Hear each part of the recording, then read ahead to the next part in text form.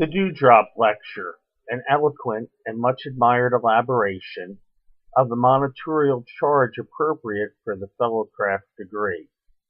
This composition has been ascribed to Albert Pike, but has been around much longer before him and probably was written by William Preston. It also has been featured in the Blue Book of the Grand Lodge of Mississippi, dating from 1874. Geometry, the first and noblest of sciences, is the basis upon which the superstructure of Freemasonry is erected. Regarding man as an irrational and intelligent being, capable of enjoyment and pleasure to an extent limited only by the acquisition of useful knowledge, our order points him to the study of the liberal arts and sciences and to the possession of knowledge as the most befitting and proper occupation for the godlike endowments with which he is gifted. Indeed, all who frequent our Masonic temple are charged to labor faithfully in the wide and unbounded field of human improvement, from which they are assured of reaping a most glorious harvest, a harvest rich in happiness to the whole family of man, and in manifestation of the goodness of God. Your attention is especially directed to the science of geometry. No royal road, 'tis true, but one prepared with an outfit it must prove more attractive than palace walks by a regal state adorned. The ancient philosophers placed such a high estimate upon this science, that all who frequented the groves of the sacred academy were compelled to explore its heavenly paths, and no one whose mind was unexpanded by its precepts was entrusted with the instructions of the young. Even Plato, justly deemed the first of the philosophers, when asked as to the probable occupation of deity, replied, he geometrizes continually. If we consider the symmetry and order which govern all the works of creation, we must admit that geometry pervades the universe.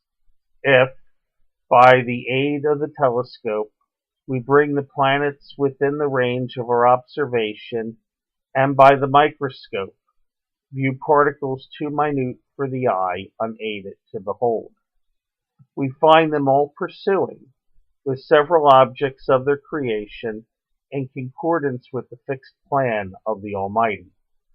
By geometry we may curiously trace nature through her various windings to her most concealed recesses. By it we discover how the planets move in their respective orbits, and demonstrate their various revolutions. By it we account for the return of the seasons, and the variety of scenes which each season displays to the discerning eye. By it we discover the power, wisdom, and goodness of the grand artificer of the universe, and view with delight the proportions which connect the vast machine. Numberless worlds are all around us, all framed by the same divine artist, which roll through the vast expanse, and are all governed by the same unerring law. Is there not more truth than fiction in the thought of the ancient philosopher that God geometrizes continually? By geometry he rounds the dewdrop, points the pyramidal icicle that hangs from the thatched-bound roof, bends into a graceful curve the foaming cataract, paints his bow of beauty upon the canvas of a summer shower, assimilates the sugar to the diamond, and in the fissures of the rock-bound rocks forms gorgeous caverns, thick set with starry gems.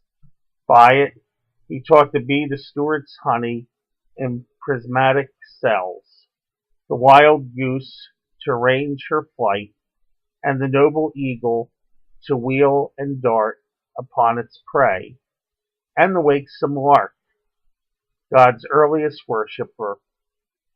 To him its matin song in spiral flight. By it he forms the tender lens of the delicate eye, rounds the blushing cheek of beauty, curves the ruby lips, and fashions the swelling breast that throbs in unison with a gushing heart. By it he paints the cheek of autumn's mellow fruit, forms and molds of gracious symmetry the gentle dove, marks the myriad circles on the peacock's gaudy train, and decks the plumage of 10,000 warblers of his praise that animate the woody shade.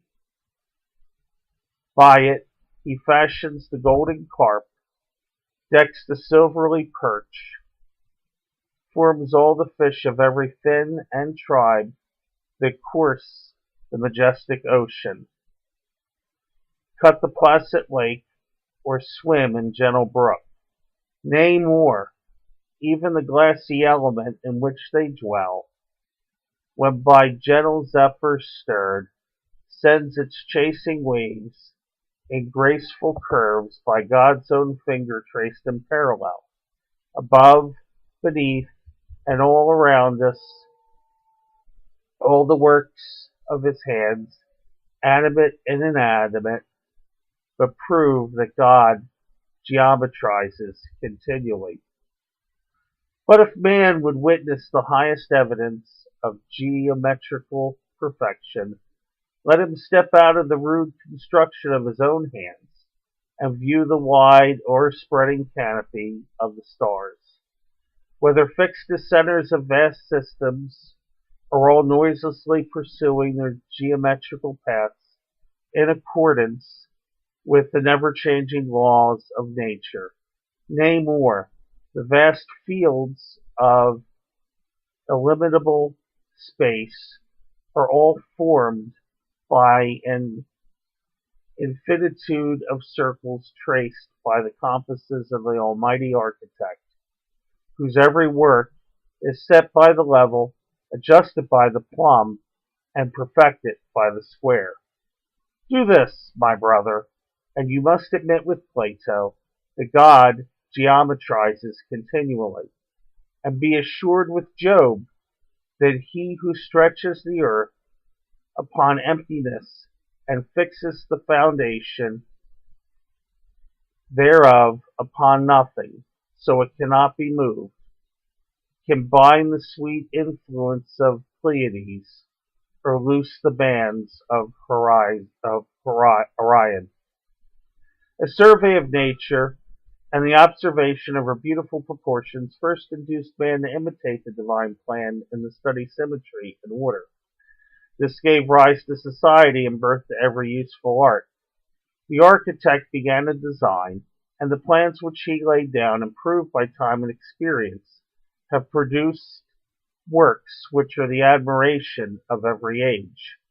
The lapse of time, the ruthless hand of ignorance, and the devastations of war have laid waste and destroyed many valuable monuments of antiquity, upon which the utmost exertions of human genius have been employed. Even the Temple of Solomon, so spacious and magnificent, and constructed by so many artists, escaped not the unsparing ravages of barbarous force. Freemasonry, notwithstanding, has still survived. The attentive ear receives the sound from the instructive tongue, and the mysteries of Freemasonry are safely lodged in the repository of faithful breasts.